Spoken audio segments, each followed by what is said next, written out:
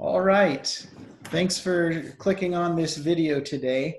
I am sitting at the church with Dr. Dan Sirstad, and everybody say hi.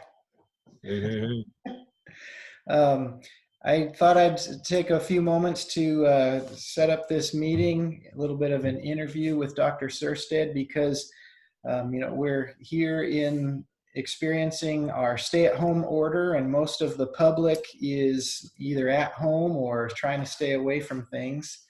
And any kind of gatherings have been forbidden. Restaurants are closed, and most people are home and they're spending a lot more time with their spouses or close family, more than's normal. And sometimes this creates an environment where people can get on each other's nerves more than normal. We've already started to see the humorous, but unfortunately true jokes and memes on social media regarding the growing tensions that can rise when people are cooped up at home for longer periods than normal. I saw one that was a picture of two dogs barking and growling. Their teeth were bared, and the little caption on the bottom said, "My wife and I on quarantine day 3." And of course, I laughed too. But so I thought I'd talk with Dr. Sirstad and ask a few questions to see if we can help give people some helpful hints on how to navigate times like these. How are you, Dr. Sirstad? Well, thank you very much. I'm really excited about this. This is a cool. Okay, good. So let me ask you a first question. Why do you think people who profess to love each other, we've taken vows, if we're married, we've taken vows to love and hold and honor and respect each other till we die. And we profess to love these people more than anyone in the world. And then when we're together more, we tend to find these difficult times. Yeah. Yeah. So let me first say that it is cool to be doing this. Thank you for this opportunity, and I trust that everybody that is, if we're still in the midst of this virus outbreak and the lockdown, that everybody's doing well and staying safe, trusting God, washing hands. So in regards to that statement question, it's very interesting because one of the things that I've found, and my responses today are going to be pretty much maybe an accumulation of stuff that I've picked up, but really it's going to be coming from my viewpoint. I will say that there is a massive amount of resources and material there's massive amount of bad, but there's massive amount of good too. So take what I say, but don't be inhibited to reach out to some other resources as well. What I have found is in my experience, what I found when a couple, a husband and wife, they were not always a husband and wife, right? If we go back just a little bit, and maybe a lot of bit for some of you, but if we go back before the I do, and this correlates also with our relationship with Jesus Christ, I found in many ways, that when we start off, we get that first look at he or she, and the heart starts pounding. There's that attraction that just kind of starts off, and we go into that process of dating before the question is popped, before the I do is said, and I call that that whole period, especially before the question being popped, the prowl stage, where we're checking each other out. Well, what I have found in that at that part of the relationship is that there's very, very little, if anything, that can keep those two people apart. Everything that happens, they want to communicate with each other. It's really, and sometimes you see people that have been married for eons of time will look at that and or others that have not, that are not those two people. They may stick their finger in their down their throat and gag or something, or make a comment. But all of us that are married have gone through that. We've all experienced that. And for those two people, it's pretty cool. You can't keep them apart. They're on the phone together when as much as they can get in the geographic vicinity. They're together. They're doing things together. They're sharing things together. They're talking about things together.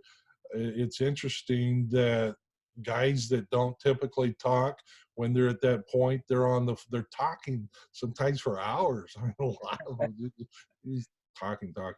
Anyway, so setting that stage, and then we go through the I do. There's a transition that takes place, and it has, in one aspect, I don't know if it has to happen, but it's just this natural deal where the guy is transitioning from, I caught my prey and now I'm going to support my prey. And they don't really understand cognitively or consciously what's going on at the moment, but there's a shift in the man's mind, in his head, and this is generally how it works. And if he's not careful, he's going to withdraw and focus entirely, where before he was focused almost entirely upon her. After a period of time, he's going to start focusing almost entirely upon supporting and building a financial base and paying bills and all of that good stuff, which is positive. We got to do that, right? But rather than find a place of balance, he's like all in on supporting. So just understanding that aspect, if we can recognize that, do some introspection, scale it back a bit, and this is a great time to do this, by the way, so when we are closer together, is go back in your mind and together and relive some memories and just start talking and rebuilding what you once had. And I don't think you're ever, if I'm monopolizing the conversation, just No, go this is ahead. fine. I don't think we're ever going to get back to where we were before. Really, that's where we were at our best. I don't know that it ever gets better than that as far as us individual behaviors. We just treat each other wonderfully during that time. But we can move back in that direction and get some balance going. And again, like I say, now is a great time to do that. If we do that now, refocus, start treating each other like we did before the I do, and right after, especially right after the I do. Right. Uh, yeah, then we can and maintain that balance going forward.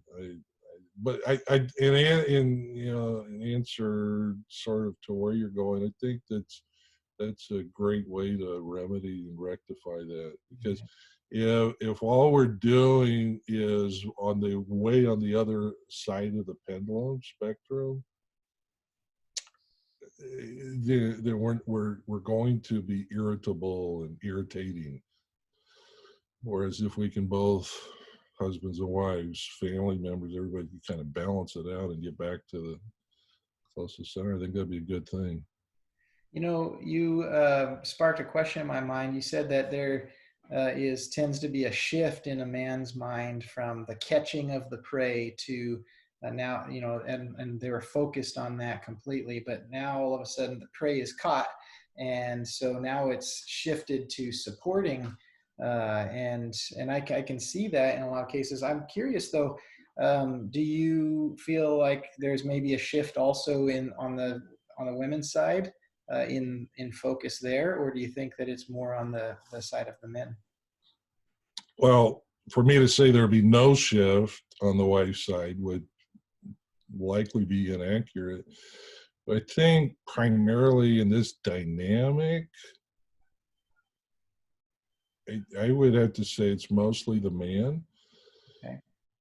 um, which is more the default. I think it's more the norm. There's going to be so the guy that she decided to love and spend the rest of her life with is the guy who was present before the Mhm. idea. Yeah. And she doesn't change nowhere near as much after the idea as he does. He really, the guy really takes it, makes a dramatic change. And how she responds is going to be diverse. So I can't, I'm not going to put every man in the same box and every woman in the same box, every husband in the same, every wife. But in general, this is in studying and in real life application, in doing what I do, this is what I find. She is still, 5, 10, 15, 20 years later, she is still loving the man that he was before the idea. I see. And most of the time, he's never reverted. He's Gotcha. in his own world lots of times. And, in one sense, he's doing what he needs to do in that respect. That's good. But again, bring some balance back. So Wow. I do think it's more, typically more him than her. Yeah. Um, It's funny, as you're talking about that, I'm finding myself identifying with this uh, because of a conversation I had yesterday with my wife. huh, She asked me what the weather was going to be. Well, she had already asked me that the night before, and I told her the weather for the whole week. And so, as we're getting dressed for the day, she says, "Well, what's the weather going to be?" And I said, "Well, I told you yesterday what the weather is for the whole week." And she promptly reminded me that, yeah, well, if we were still dating, you'd have been right on your phone to tell me what the weather was. yeah. I'm not sure if I got that text from her or not.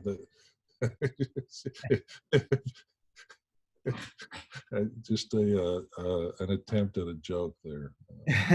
That's all right.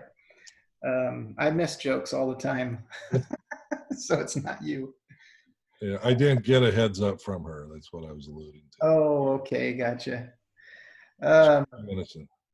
Yeah, no. So I think I can see your point that you're making is we do kind of shift gears because we're focused on trying to do everything we can to please and everything that going overboard maybe, and and you're saying that we lose that and we need to bring some balance back. We need to go back to that, not just assume, hey, we've caught our prey, that's over. We need to Yeah. maybe And keep. this is a great time to be doing that because even if you're still working, whether it's a husband or wife, with the shutdown after work, you're going home. Yeah. A couple days a week, probably generally you're home, and so even if you haven't lost your job, you're still spending more time at home than you probably have in a long time. Yeah, absolutely. What are some general ideas, maybe some quick advice that you might be able to give to get along better? Quick advice. Yeah, whittle down all of your years of study and all of your years of practice, and can you just give it to us in about 1 minute? No, let me try. Won't be 1 minute, but I'll make an attempt.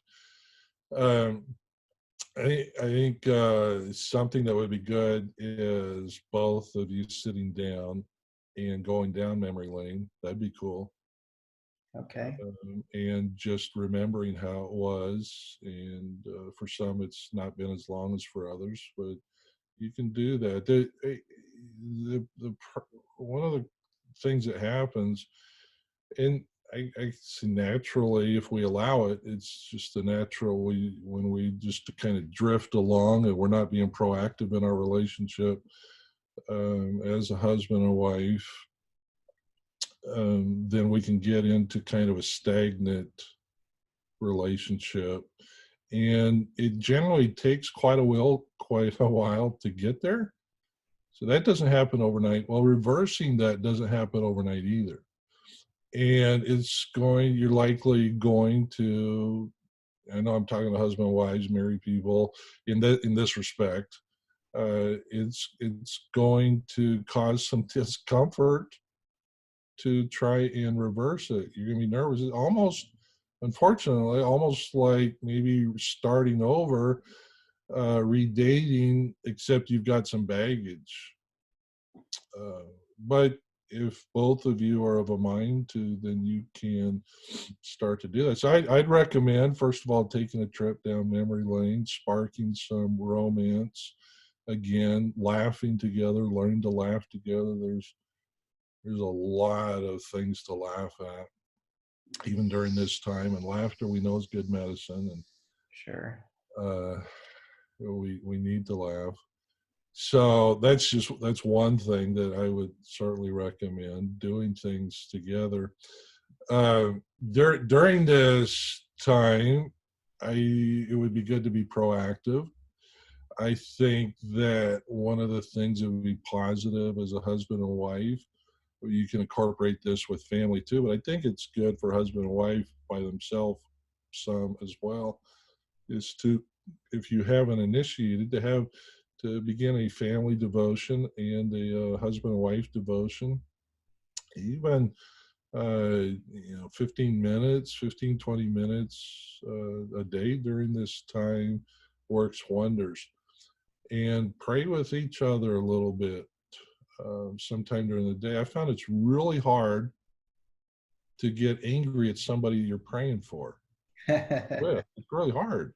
Amen. And so if you do that, once a day or a couple times a day during this time, you're going to find that, the more you bring God and keep God in the midst of the relationship and be God focused and sensitive, we're still human, and there's going to be some irritating things done and said that at one point we used to blink at and think was cute, Right. and maybe thought that, oh, we'll just wait and change this after. And well, in reality, we can still make that same choice. We can still choose to ignore it or not let it get under our skin. So a lot of those things are our choices. But when we are God conscious, or sensitive to Him, I find that many people are less apt to allow the irritating things to irritate them, and the way that they respond is different.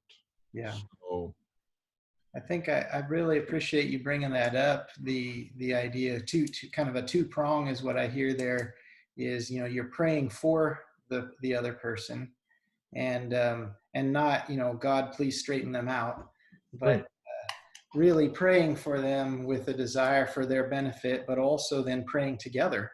yes, And those aren't always the same thing. no, and a lot. I know that many of us are apostolic, um, but I've found that for a lot of couples, it's uncomfortable for them to pray together, Right. which I know shouldn't be, but it is. It's because it's not being done. It's not being done. We're all different, but there's a lot of awkwardness. The only way to break that is to push through it.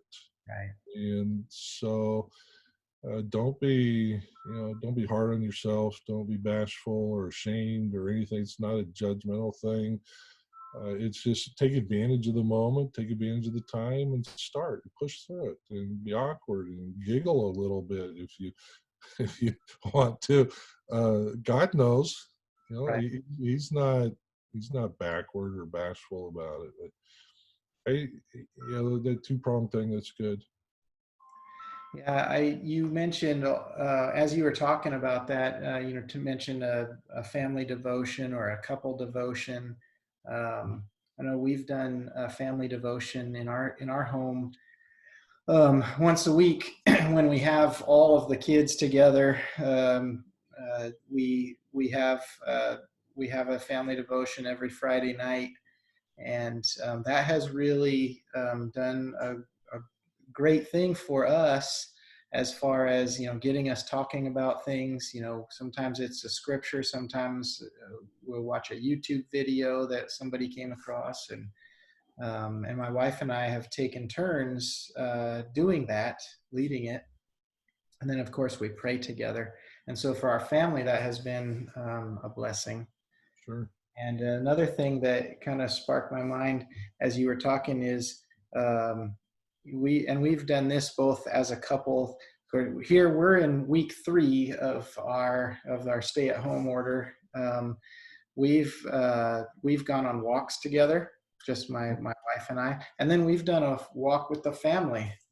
And with our tribes, 7 of us, walking down the street, it almost feels like we're parting the Red Sea. That's But a perfect number. yeah, no kidding.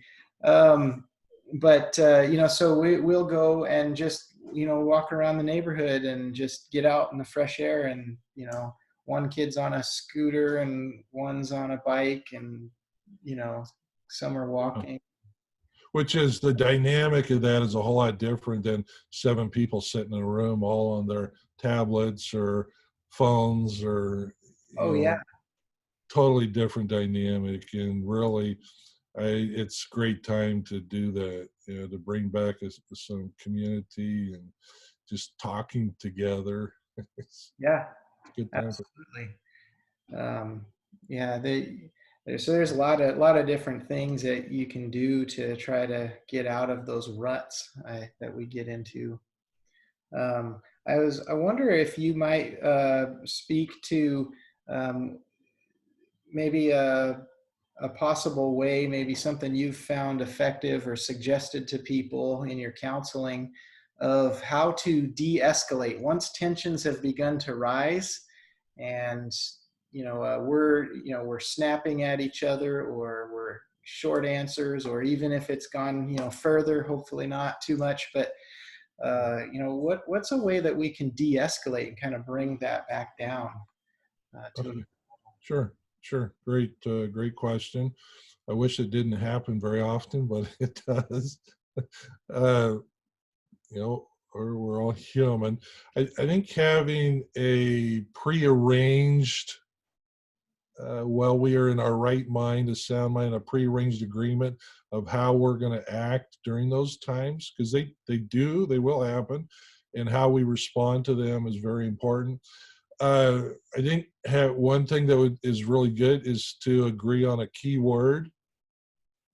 And when one of you uses that word, your agreement is, okay, you're done. You're done. Conversation is over. And that's you don't want to take advantage of that. Use it when it's needed, but not just when you're tired, or so don't take advantage of that. But I think that's a good thing. Having a variety, 2 or 3, 4 different keywords for different situations, so that you're both on the same page if you're in a group or if you're together, and you both respect that. That diffuses it right now if you follow in line. I think that's a good deal. If you need to take some deep breaths and close your mouth and just say, I gotta go for a walk, or take a break. Most people know where the line is for them, and it's different. Some people live at 211 degrees if you live in the U.S., and 99 degrees if you're in the most of the rest of the world. A lot of people they're angry, a lot of anger, and that's a problem that needs to be addressed. And there's a lot of help for that's available.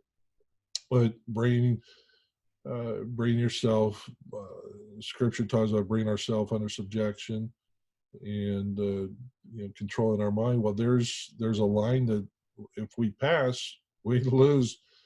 Really make it very difficult for ourselves to control ourselves during those times. And so where your line is, if you get close to that line, just stop, say, I gotta go for a walk, or I gotta take a break, or I gotta use the restroom or something. Just remove yourself until you can calm down a little bit.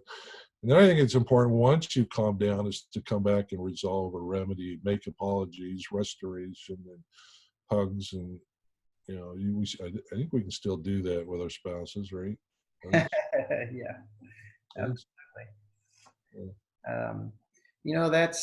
That kind of brings up a question in my mind. I'm kind of throwing you a curveball here because we didn't talk about this question, but you talked about how it's important to have a prearranged plan, or at least you've agreed on a word if someone's starting to get aggravated to a point where they're gonna Sure. the conversation needs to stop and you need a break. And but then, so take a break, but then come back together and address it. It reminds me of a scripture that has been often thrown around in these kinds of circumstances, where the Bible, and the reference is leaving me at the moment, but the Bible instructs people to, says, don't let the sun go down on your wrath. Sure. And a lot of times people will take that as, you don't finish a day um, until you solve the problem, or come, you don't go to bed angry at each other. Yeah. Well, what happens if you're angry at each other, 5 minutes before bedtime? Or do you suggest, staying up for 4 days because you can't get resolution? I'm curious if you have some thoughts on that. Yeah, sure.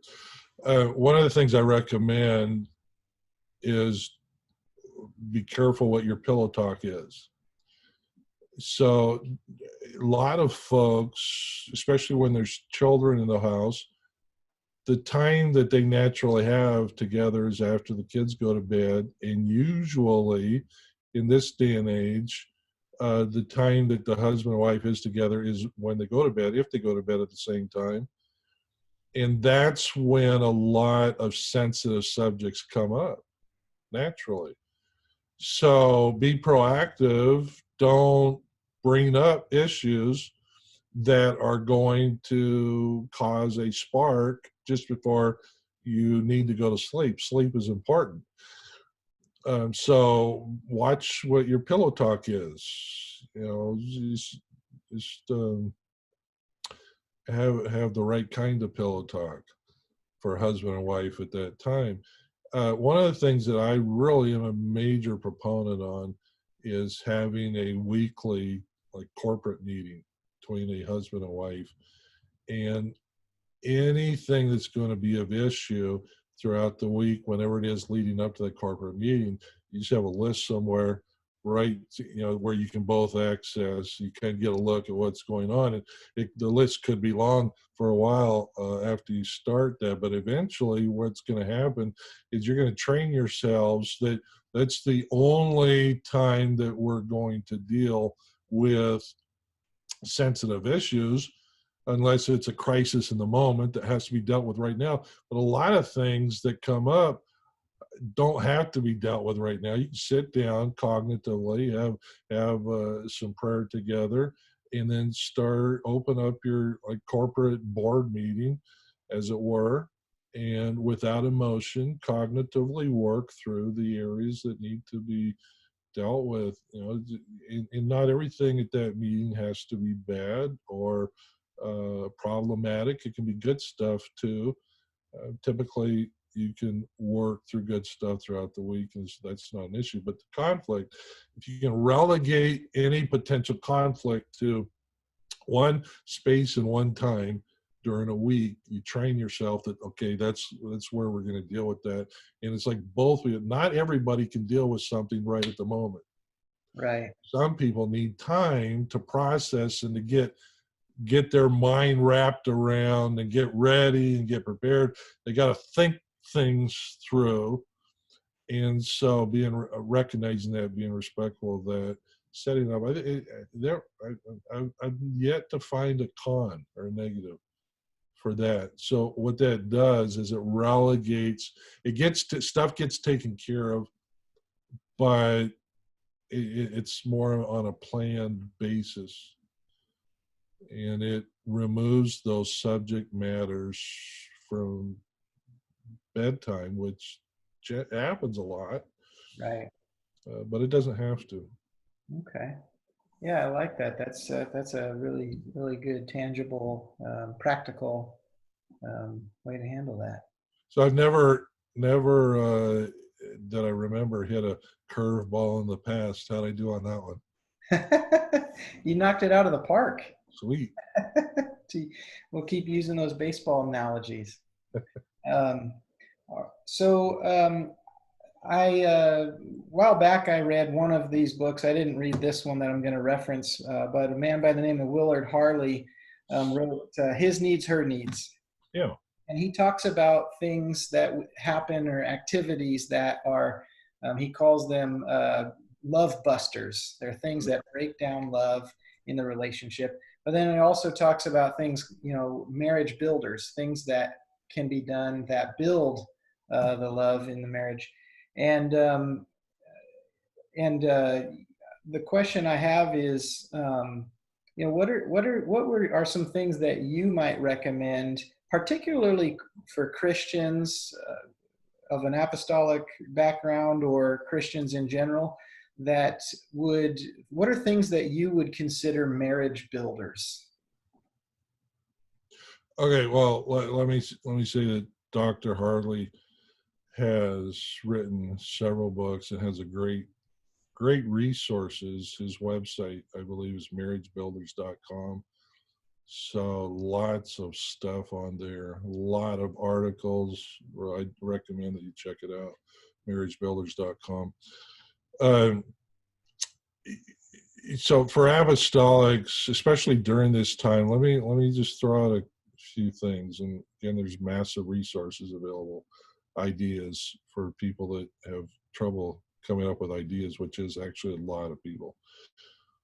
It's amazing. It's interesting that we can have good ideas for everybody else, but when it comes to us, we just struggle with that. I can fix your problems. Just ask me. Yeah. I do think so. The husband and wife, I know we talked about a family devotion. I do think a husband and wife by themselves devotion, where they're going through a book, a marriage devotional book, and there's many of them listed on Amazon. You can go through, look inside, get an idea. But what that does is stimulates conversation between the husband and wife. And that's something that really has gone downhill in a lot of couples, primarily because they're built around the family. We want to take care of the family. But in the midst of the family, the husband and wife unit is still there. And after the family or the children are gone, the husband and wife unit hopefully is still there. But if they can maintain continuity in their relationship throughout all that time that the family's home and the family's gone, they're still going to know each other's first name, and they're not going to be awkward with each other. So anyway, there's questions in those devotional books. There's questions there that help stimulate conversation, and then there's usually a scripture, and then when you're done, you pray with and for each other, and maintaining that, I think, is a very positive thing. So that's good for any time. But if you've never started that, never done that, now's a great time to start that. Some fun things. There's all kinds of stuff. Which I'll give you a few. I would recommend that you limit your time with electronics. And there's a lot of people are spending a lot of time these days on electronics. If you're going to maintain, or one of the cool things I think you can do as a couple and a family during this time with electronics is do what we're doing, or similar to what we're doing, Skype or FaceTime. If you're a couple, get a couple other couples in the church or other friends, and maintain, do similar to what is happening right here, for 10, 15, 30 minutes, or maybe even get 2 or 3 couples together and play a game. If you've all got the same game, play a game, move each other's parts or however, so you can keep track. There's some different things you can do, and just maintain some, not just in the home, but outside of the home. And of course, there's ministry benefits to that too, fellowship, maintaining that. I do think there's some positive things that can come out of where we're at right now. And if we can maintain that going forward, it would be a cool thing. So, and I'd recommend you do that with your children. If there's other children that your friend or with your friends' friends, coordinate with their parents and let them chat with each other if they're not already doing it. Probably the teenagers or older ones are already doing that big time. Maybe they want to scale back on that, but the younger ones are not there with their own. Some of them, it would be a fun thing for them. You've already mentioned the walks with families, playing games, doing a puzzle together. If you read some history, go back into the 60s, 50s, 40s of the 1900s. There wasn't the digital stuff, nowhere near available up until this century in reality. Maybe in the 90s it was starting. But just going back and playing games together is a really, I've got great memories, some not so great memories, but I've got also great memories of growing up, of games that we would play. My father and I played a lot of ping pong. We played, we'd get around on the carpet, on the floor, and I think it's called crokinole or something like that. A lot of old games. A lot of folks aren't playing games anymore. Right. Just doing something. Don't let the digital stuff monopolize your time. Be proactive. Do, talk, or make a cake together. Or if one person typically is doing the meals, do a meal where it's the whole family is going to be a part of it. Everybody's responsible for one thing, and you may need to help help each other out. That's okay, but do that. Be proactive. Get around in a circle together and throw out ideas of some, and take one idea from everybody and make sure that happens over the course of the next few days. I do think it would be cool for every husband and wife to have a date night in the home or in your car. If there's kids at home and you can't do it in the car, or I mean in the home, sorry, go for a drive, find a place to park, make out, husband and wife, rekindle some things. Sure. I do think that would be, if you're nervous about that, don't be nervous. God is the one that created that whole process for a husband and wife. And it brings enjoyment when we are active. Right. Keep that part in our marriage active and alive. So, and which is where it belongs, right? Yeah. So there's if you do get a couple groups together, throw back ideas, one family to another family, try this. I made a comment a couple of weeks, not a couple of weeks, it was less than 2 weeks ago. I made a comment. I said, I'd sure like some no-bake cookies. Well, we don't have to go to a restaurant to get no-bake cookies. Right. Grocery stores are still open, at least to an extent. And, so last week I got some no-bake cookies. It was really cool. Nice. Yeah, so there's lots of things that we can do as apostolics that don't include electronics.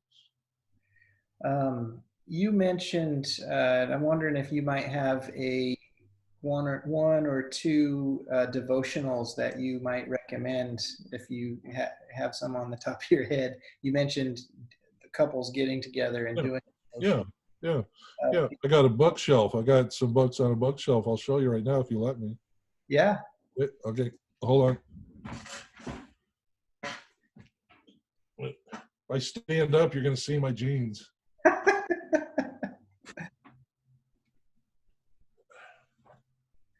Well, at least you're not. At least you're not on here in a suit and tie, with your jeans.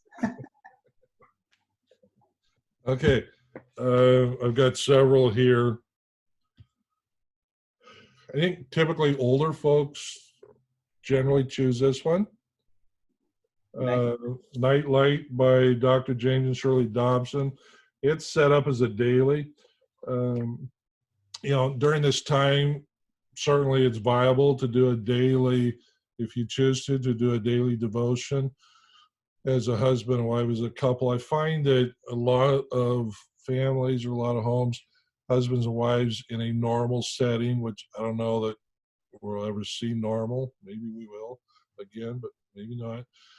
But in a normal setting, what has been normal, a lot of husbands and wives are working outside the home Hmm. to keep, to make sure bills are paid. And you got to do what you got to do.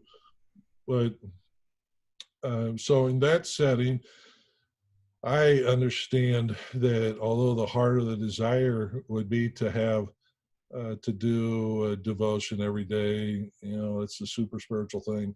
It breaks down, it falls apart, it doesn't happen. So during normal times, I'm a proponent of once a week where the husband and wife comes together and they proactively schedule this on their calendar and make it happen. If something happens where it doesn't happen, then the next week they pick right back up. Uh, Is but is that something that should be maybe combined with your recommended date night, or is that something that should be separated? Does it I matter? like, well, if it needs to start that way, I I'd like to keep it separated a little bit because some folks are a little nervous about the romance, and even though the Song of Solomon is extremely full of that kind of thing, um, it's whatever folks are comfortable with. But a lot of times, folks get nervous with the romance when they're talking to God.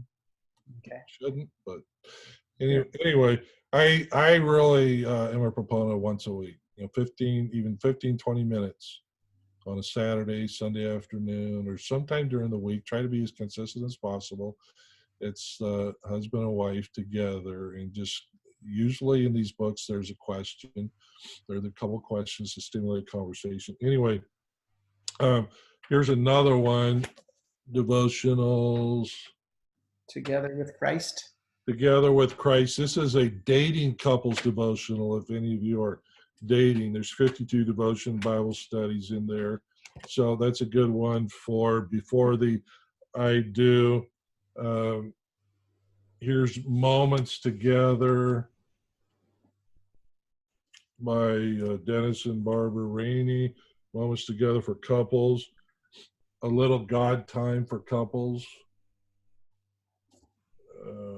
365 daily devotionals in that. Here's a leather bound one, 366 devotions for couples, marriage. So they even got, it's called Mr. and Mrs. And all of these are Christian based, Sure. scripture based in them. And 366, so they got leap year covered, which is this year, right? Good. So that was thoughtful of them. Here, a couple others. Jim and Kathy Burns, Closer.